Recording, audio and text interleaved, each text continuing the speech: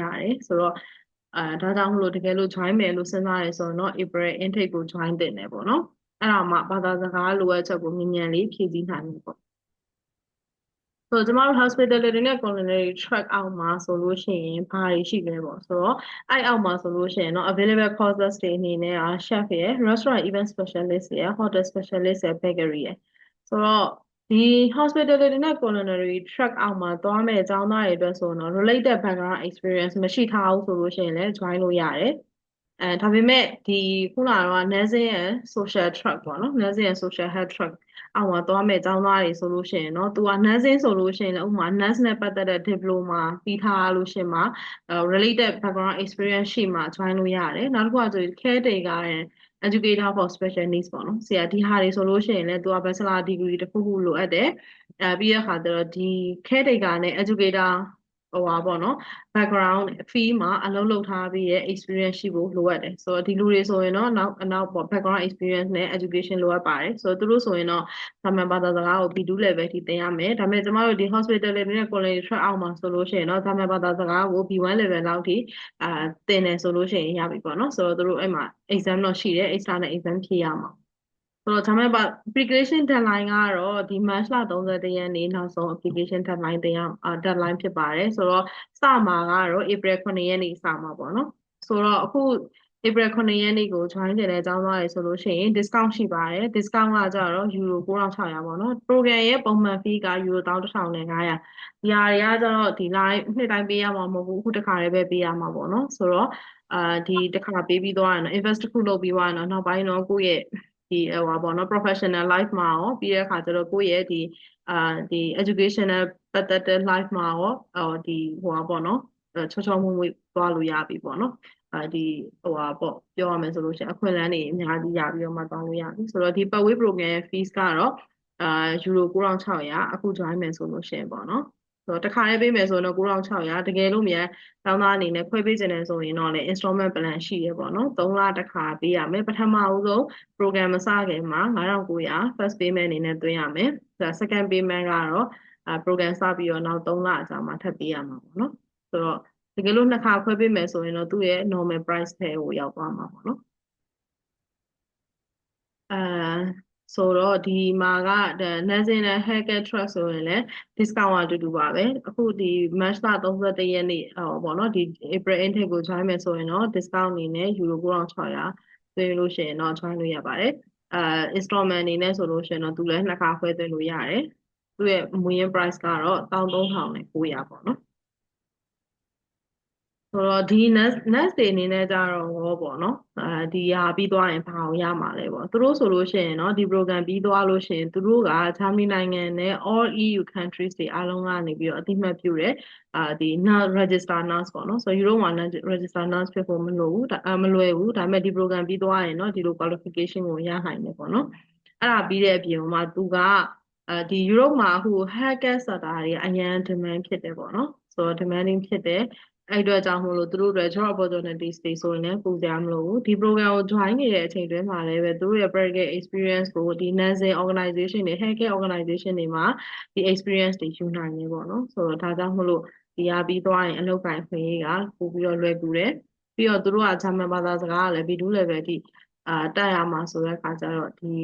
သူတို့အတွက်ဆိုလို့ရှိရင်တော့ဒီ nursing course အတွက်ပေါ့နော်ဂျာမန်ဘာသာစကားက B2 level အထိမဖြစ်မနေတက်ဖို့လိုတယ်ပေါ့နော်ဆိုတော့ဒီ program ကို join တဲ့သူတွေက BNSC ရမှာလားပေါ့နော် nurse ဆိုအဲ့လိုမျိုးမလိုဘူး BNSC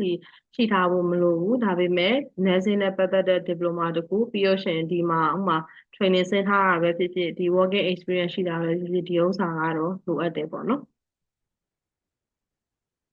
ဆိုတော့ကျမကတော့သွားခြင်းတယ်ဒါပေမဲ့ကျမဘာသာစကားရှိထားပြီးသားအစတက်ဆရာမလိုဘူးဒီလိုလူတွေဆိုလို့ရှိရင်လည်း discount တွေရှိပါတယ်ဆိုတော့ဂျာမန်ဘာသာစကားကို A1 level ထိသင်ထားပြီးသားသူတွေဆိုရင် discount 600ရမှာပါဆိုတော့ A2 ပြီးထားရင်1200 B2 B1 ပြီးထားရင် B1 ထိပြီးထားရင်2000နဲ့ B2 ထိပြီးထားရင်3000ပေါ့နော် discount ရမှာဆိုတော့ B2 ထိပြီးထားတဲ့သူတွေဆိုလို့ရှိရင်တော့ program fees က6600ပဲကျတော့မယ်ပေါ့နော်ဒီ per way program fees ကတော့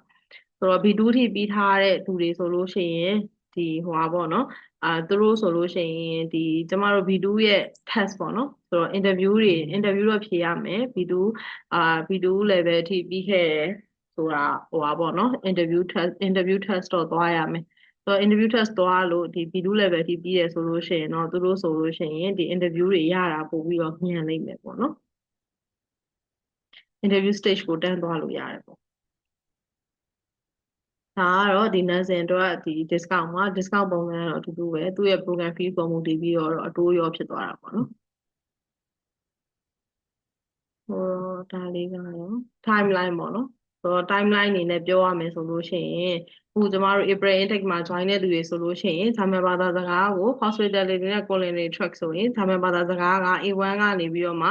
B1 ထိပေါ့နော်သူက CFR level နဲ့သွားတာ CFR level A1 ကနေ B1 level ထိသွားမှာဖြစ်တဲ့အတွက်ကြောင့်မို့လို့ online ကနေပြီးတော့ပဲသင်ရမှာတစ်ပတ်ကိုနိုင်20နဲ့တစ်ရက်ကို4နာရီတော့သင်ရမှာပေါ့နော်ဆိုတော့အဲ့ဒါမှ6လအတွင်းမှာကျမတို့ B1 ရမယ် B1 ပြီးသွားရင် external exam ဖြေရပါမယ်ဆိုတော့ external exam ပြီးသွားလို့အောင်နေဆိုရင်တော့ DVD application ပြင်တဲ့ process တွေဒီ interview သွားတာတွေ interview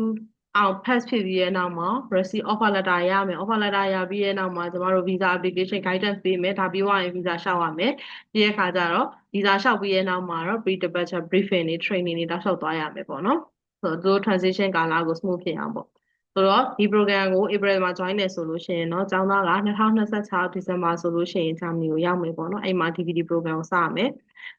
ဒါ2031တော့မဟုတ်ဘူး2029 July ဆိုလို့ရှိရင်တော့ကျောင်းသားအနေနဲ့ DVD program ပြီးသွားမယ်ပေါ့နော်ဆိုတော့ဒါခုနကတော့ကျတော့ဒီ hospitality နဲ့ culinary track က join မဲ့ကျောင်းသားတွေအတွက်ဖြစ်ပါတယ်ဆိုတော့ဒီဟာကတော့ nursing track ကို join မဲ့သူတွေပေါ့ nursing ကို join မဲ့သူတွေကသူတို့ကဒီ April ကနေ September ထိကခုနကတော့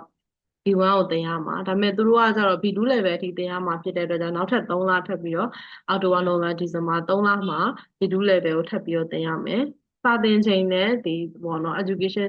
စာသင်တဲ့အလုပ်ကတော့အတူတူပဲဒါပေမဲ့သူတို့ဆိုလို့ရှိရင်တော့2026ဒီဇင်ဘာမှာသူတို့ကဒီဟိုပါပေါ့နော်ဂျာမန်ဘာသာစကား B2 ကိုဖြည့်ရမှာပေါ့အဲ့အတွက်ကြောင့်မို့လို့ကျောင်းသားကဒီဂျာမန်ဘာသာစကား B2 ဖြည့်ပြီးရဲ့နောက်မှာသူကဟိုပါပေါ့ဗီဇာလျှောက်တဲ့ဟာတွေပြီးတဲ့အခါကျတော့ DVD application ပြင်တဲ့ကိစ္စတွေနောက်ခါကျတော့ interview အတွက်ရတာတွေ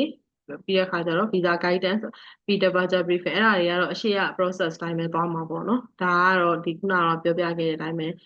nursing နဲ့ healthcare trust ဆိုတာရှိရတဲ့အတွက်ကြောင့်မလို့ဒါကတော့ nursing track ကလူတွေကတော့နည်းနည်းတော့အချိန်ပိုကြမယ်အဲ့တော့ဒီကျောင်းသားတွေက2029ဇွန်မှာဒီဂျာမနီကိုရောက်မယ်ပေါ့နော်ဆိုတော့ကိုကစောစောပို့ပြီးတော့ join ရင်ဘာသာစကား barriers ကိုမြန်မြန်ဖြေရှင်းလို့ရတယ်ပေါ့နော်ဆိုတော့အဲ့ဒါကြောင့်မလို့သူတို့က2030နိုဝင်ဘာမှာတော့ဒီ DVD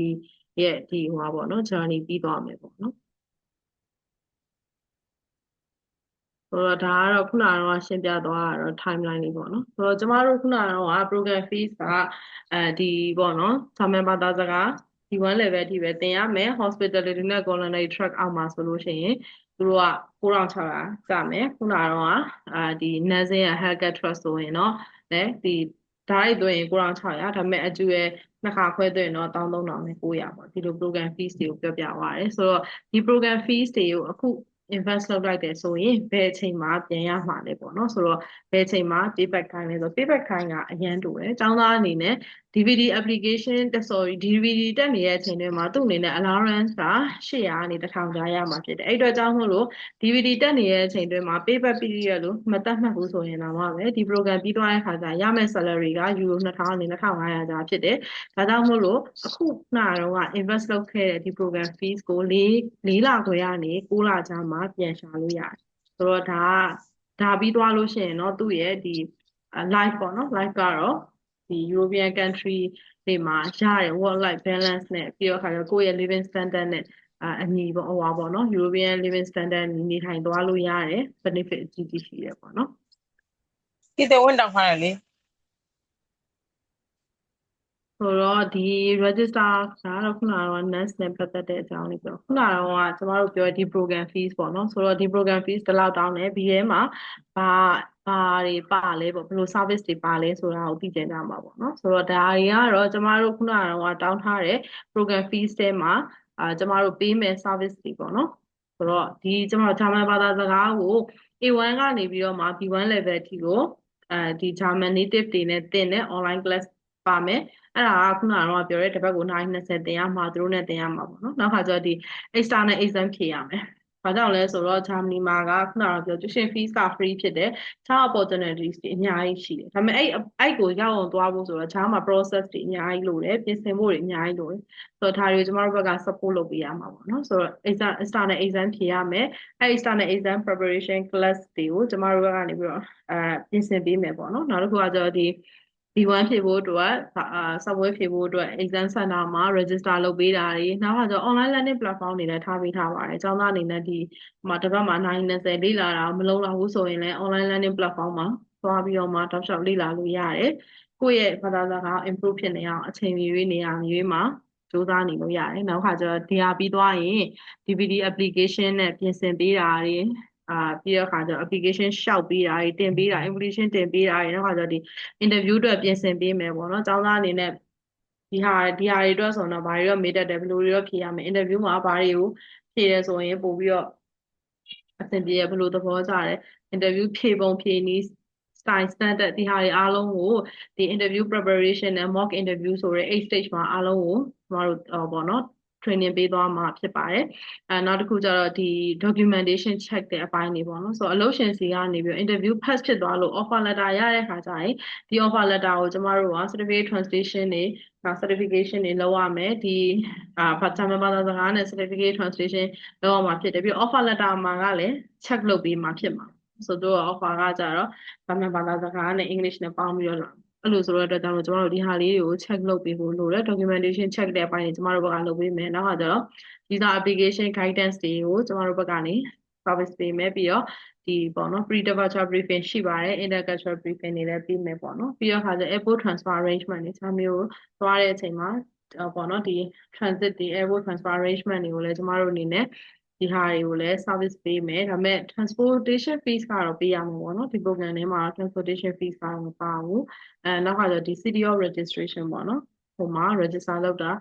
ဒီကိုလည်းကျမတို့ဘက်ကနေ service ပေးရပြီးတော့ဟိုဘက်မှာရောက်ပြီးရဲ့နောက်မှာတခြား emergency support တွေပါပဲလို့ကျမတို့ဘက်ကနေပြီးတော့မှ service ပေးမှာဖြစ်ပါတယ်ဆိုတော့ဒါတွေကကျမတို့ service ပေးသွားမှာဖြစ်တယ်ဆိုတော့ကျမတို့ဒီဟာတွေက hidden cost မပါဘူးပေါ့နော်ဆိုတော့ကျမတို့ဒီမှာတလောက်ယူတယ်အဲ့အတွက်ကြောင့်ဒီ service တွေပါပါတယ်ဆိုပြီးတော့မှအတိအလင်းဖော်ပြထားပါပေါ့နော်ဆိုတော့ဒီမှာဘာတွေမပါဘူးလဲပေါ့ဆိုတော့ကျမတို့ service ထဲမှာဘာတွေမပါဘူးလဲဆိုရင်ဂျာမန်ဘာသာစကား B1 ကို external exam ဖြေရမယ် external exam fees euro 200တော့ကိုယ့်ဘာကိုပေးရမယ်နောက်ခါကျ visa လျှောက်တဲ့ fees တွေမပါဘူးပြီးတော့ air ticket ပေါ့နော် travel insurance တွေအားလုံးမပါဘူးဒါတွေအားလုံးကိုယ့်ဘာကိုစီစဉ်ရမယ်ဟိုမှာဒီ accommodation တို့ meal allowance တို့ public health insurance တို့ဒါတွေကဂျာမနီရောက်သွားပြီးရဲ့နောက်မှာအစိုးရကနေပြီးတော့မှကောက်တဲ့ public health insurance ဒီဟာတွေအားလုံးဆိုလို့ရှိရင်လည်းကျောင်းသားကသူ့ရဲ့ allowance တွေကနေပဲသူကိုယ်တိုင်ပေးရမယ်ပေါ့နော်ဆိုတော့ဒါကျမတို့ရဲ့ခုနကကောက်ထားတဲ့ program fees ထဲမှာဒီဟာတွေမပါဘူးပေါ့နော်ဆိုတော့တခြား hidden cost တွေမရှိဘူးဒီဟာတွေတော့ဒီ program fees နဲ့ကိုက်ညီတဲ့ဒီ service တွေတော့ပြီးသွားပြီးမှဖြစ်ပါတယ်ဆိုတော့ကျမတို့ခုနက living cost ပြောခဲ့ရပေါ့နော်ဆိုတော့ living cost က euro allowance က euro 800ကနေ1000ကြားရမယ်ဒီဟာက living cost ကိုကာမိပါတယ်လို့ပြောခဲ့တယ်ဆိုတော့ living cost ကဘယ်လောက်ကျနိုင်မလဲဆိုတော့ဒါကတော့ EU European country မှာဒီ Europe ကဒီနိုင်ငံသားတွေသုံးတယ်တလားအသုံးစိတ်ပေါ့နော်ဆိုတော့တလားအသုံးစိတ်အနေနဲ့ဆိုလို့ရှိရင်တော့ euro 992က officially ဒီဖော်ပြထားတာဖြစ်တယ်ဒါက Europe မှာရှိတဲ့နိုင်ငံသားတယောက်သုံးတဲ့ average living cost ပေါ့နော်ဒါပေမဲ့မြန်မာတွေနဲ့ Asia ဘက်ကလူတွေသွားတယ်ဆိုတော့ euro 600ကနေ900ကျားလောက်ပဲကုန်တယ်ဆိုတော့ဒါကြောင့်မလို့ကျွန်မခုနကပြောခဲ့တယ်ဒီ allowance ကပေါ့နော် allowance ကကာမိတယ်ပေါ့နော်ဆိုတော့ဒီဟာလေးပြောခဲ့ဆိုတော့ဒီ program နဲ့တော့အများကြီးတော့အားလုံးသိထားကြတာဂျာမနီကိုသွားရဆိုလို့ရှိရင် blog account ထားဖို့လိုတယ်ဆိုသိထားကြတယ်ဒါပေမဲ့ကျွန်မတို့ရဲ့ဒီ program မှာတော့သူတို့ blog account ထားဖို့မလိုဘူးပေါ့နော်blog account ထားဖို့မလိုဘူး။ဘာကြောင့်လဲဆိုတော့သူတို့က allowance တွေရမှာဖြစ်တယ်ပေါ့။အဲ့အတွက်ကြောင့်မလို့ blog account ထားကြမလို့ပေါ့နော်။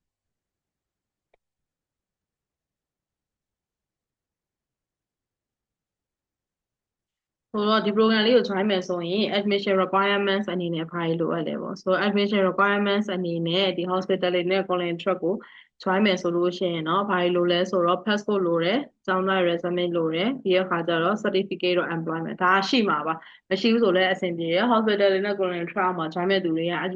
background education ရဲ့ပြီးတော့ related field experience တွေမရှိထားရင်လည်းအဆင်ပြေရသူတို့တွေက join လို့ရတယ် nursing နဲ့ဒီပေါ့နော် caretaker for educator for special needs people ပေါ့သူတို့တွေကပဲ experience လိုတာပေါ့နော် experience